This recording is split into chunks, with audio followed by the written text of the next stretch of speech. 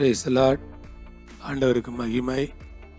இந்த அருமையான காலை வேளையிலே உங்களை சந்திப்பது மிகவும் மகிழ்ச்சி அளிக்கிறது. இயேசுவின் நாமத்தில் உங்களை வாழ்த்துகிறேன். எபிரேயர் 7:24 இவரோ என்றென்றைக்கும் நிலைத்திருக்கிறபடியினாலே. ஆமென். கர்த்தருக்கு மகிமை உண்டாகட்டும். கர்த்தருக்கு துதியும் ஸ்தோத்திரமும் உண்டாகட்டும். பழைய ஏற்பாட்டில் ஆசாரியர்கள் மாறிக்கிட்டே இருந்தாங்க. ஒரு ஆசாரியன் மரிச்சு போயிட்டா இன்னொரு ஆசாரியன் பிரதான ஆசாரியனாக வரணும். ஒரு ஆசாரியன் மரிச்சிட்டா இன்னொரு ஆசாரியன் ஆசாரியனாக வரணும். இப்படி நிறைய ஆசாரியர்கள் வந்து போய்கிட்டு இருந்தாங்க. ஆனால் புதிய ஏற்பாட்டில் வரும்போது நமக்கு ஒரே ஒரு மகா பிரதான ஆசாரியர் இருக்கிறார். அந்த மகா பிரதான ஆசாரியர் தான் ஆண்டவராகிய இயேசு கிறிஸ்து.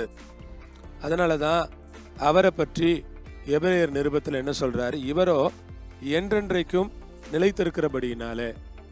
இவருக்கு மரணம் இல்லை, இவருக்கு அழிவு இல்லை, இவர் மரணத்தை சந்திக்க மாட்டாரு. இவர் என்றென்றைக்கும் நிலைத்திருக்கிறார். ஒரு நிலைத்திருக்கிற ஆசாரியர், என்றென்றைக்கும் வாழுகிற ஒரு ஆசாரியர்.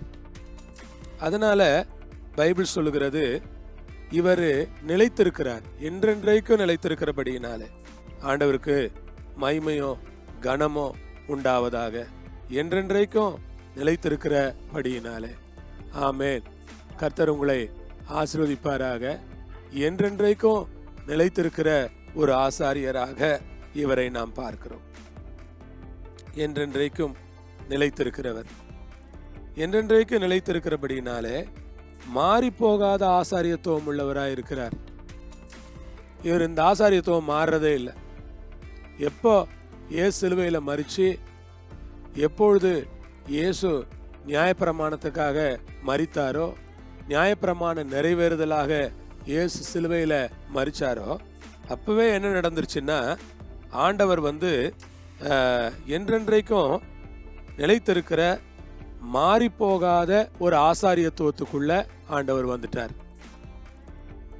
மாறி போகாத ஆசாரியத்துவம். கர்த்தருக்கு ஸ்தோத்திரம். மாறி போகாத ஆசாரியத்துவம் உள்ளவரா இயேசு இருக்கிறார். அதற்காக அந்த நேரத்தில் ஆண்டவரை நான் ஸ்தோத்திரிக்கிறேன். மாறி போகாத ஆசாரியத்துவம் உள்ள ஒருவராக அவரை நாம் பார்க்கிறோம். நமக்கு ஒரு ஆசாரியர் இருக்கிறார்.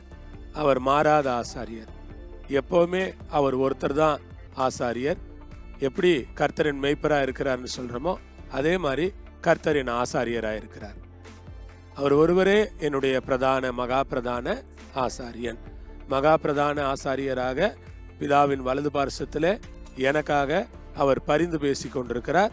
அதற்காக அவருக்கு நான் நன்றி சொல்ல கடமைப்பட்டிருக்கிறேன். ஜெபம் பண்ணலாமா? நல்ல ஆண்டவரே, அருமையான வேலைக்காக ஸ்தோத்திரம். மகா பிரதான ஆசாரியராக இருக்கிற ஆண்டவருக்கு ஸ்தோத்திரம்.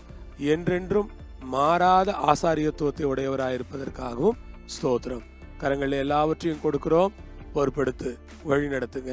இயேசுவின் நாமத்திலே பிதாவே, ஆமேன். ஆமேன். கர்த்தர் உங்களோடு இருப்பார், உங்களை ஆசீர்வதிப்பார். ஆமேன். ஆமேன்.